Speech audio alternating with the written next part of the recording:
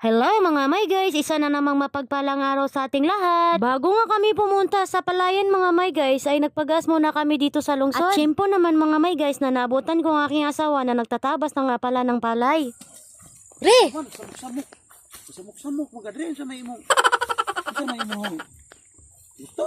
Buot-buot, magkagsamok-samok, mura magkagmay giring. Samok ka. Oh, Mutuk mo. Sampit ra maganakob. Ani na. oh. Samok-samok. Ibaw nanguan tari. Ay pagbuot ba? Iuli. Di ka pugkat. Saya limo dia. Ay na pag. Bawa na siyang gakuan tari. Samok-samok. Sampit ya. Kaya ako na ipabulot.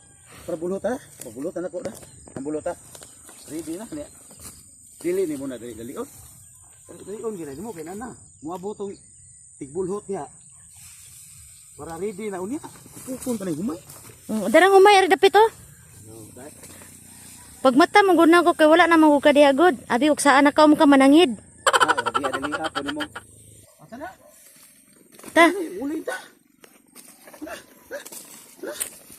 Ulay ta.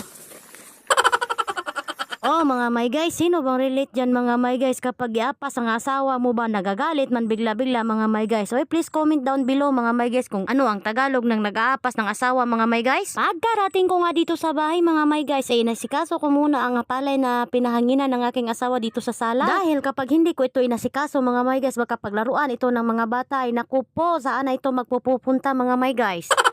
So that's it for today's video mga may guys. Ingat kayo palagi. God bless!